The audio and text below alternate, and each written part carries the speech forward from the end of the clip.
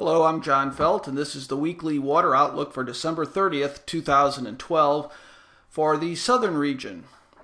Well, there was a bit of rain last week. This is the rain for the last 7 days, and what you see here is the area of green is around an inch or so, and I know a couple of my clients here and subscribers sent me some emails, said they had some needed rain up in the north central part of the state, and that has been a while since that rainfall has occurred.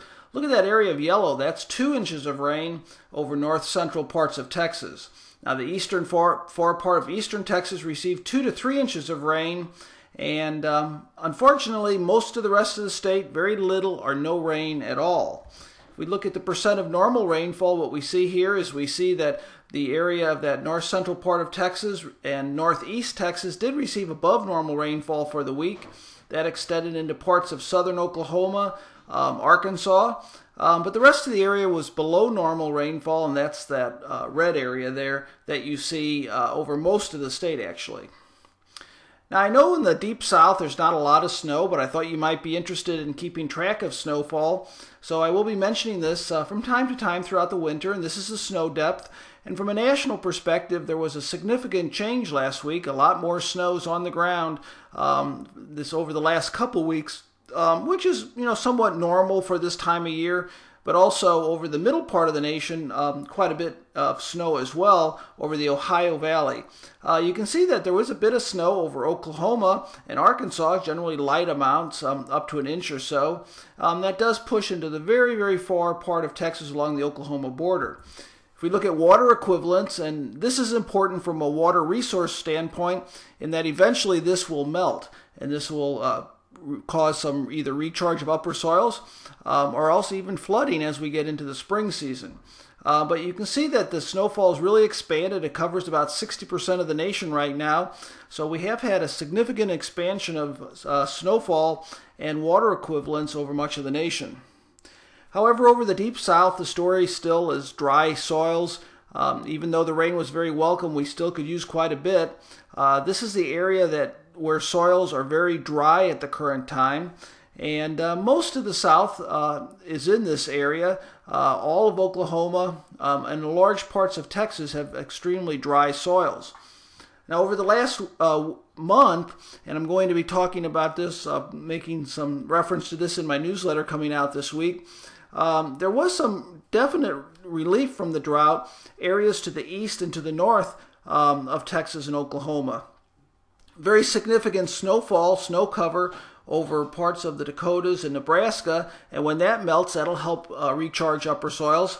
And to the east, there was some significant rainfall over parts of Arkansas and definitely the southeast U.S., but over almost all of Oklahoma, most of Kansas, all of Texas.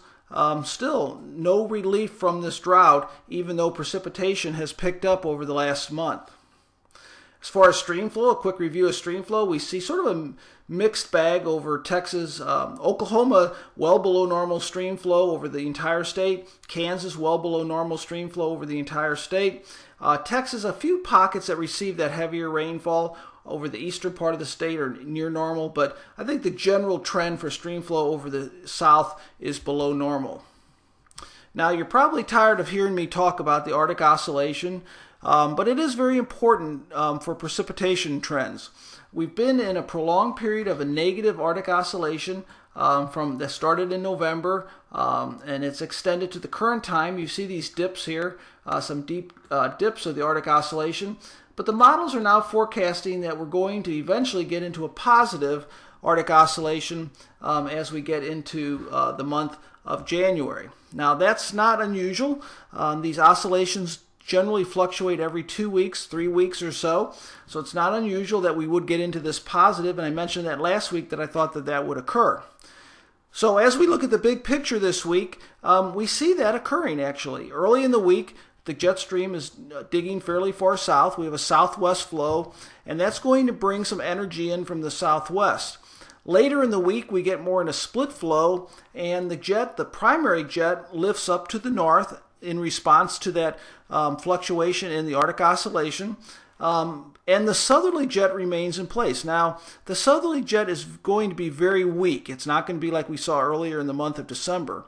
So that will bring in a chance of rainfall or snow in the middle part of the nation, but again, it's going to be very weak, so I don't think it's going to contribute significant changes to rainfall patterns. And this is a image here that shows the upper jet stream. I want to show midweek and then later in the week. And blues are negative anomalies, and that means that the jet stream is farther south than normal. And this is somewhat typical of a negative phased Arctic oscillation, somewhat, in that we're sort of digging that jet stream further to the south.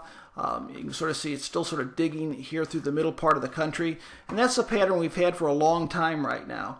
But as we get into the latter part of the week, this is late this week, look at the red. That's above normal. We don't see any blue at all. The jet stream lifts up to the north. Look how far it is north by the end of the week. So, and here's that southern jet I talked about. It's still here, but it's really not all that significant. It's pretty weak. So with this type of pattern, ultimately, and from a general perspective, what we would see would be warmer temperatures, milder temperatures, I should say, and probably decreasing chances for precipitation over most of the area.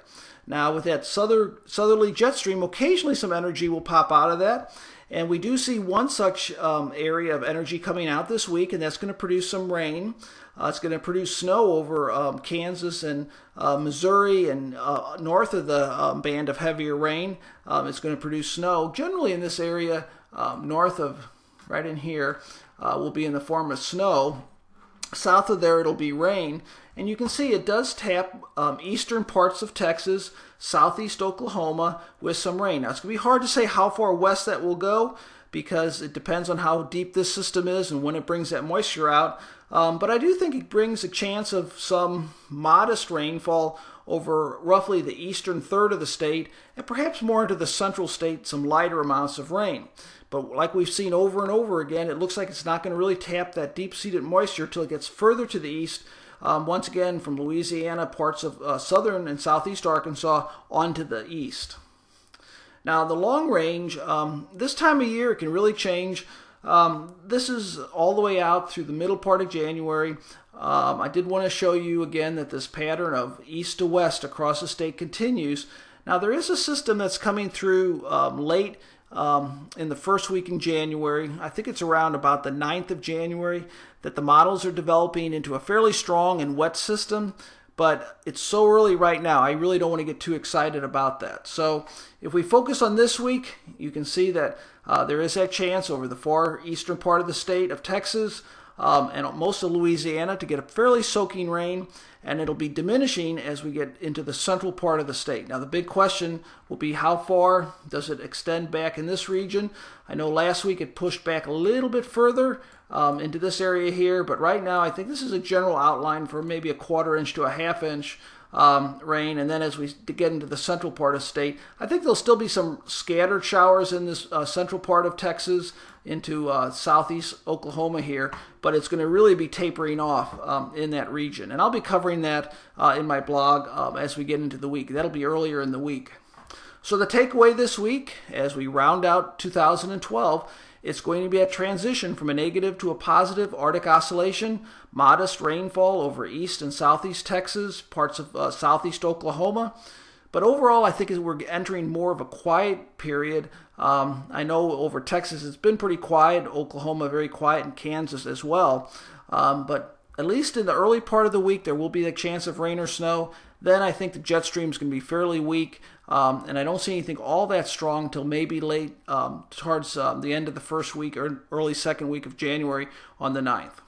I want to wish everybody a happy new year, and I hope we can provide a lot of new information for you as we get into the new year. I plan on issuing my newsletter this week by at least the middle of the week, and I will be issuing, if you get a monthly precipitation report, I'll be getting that out right after the first of the year. Again, Happy New Year. I'll be talking with you again next week.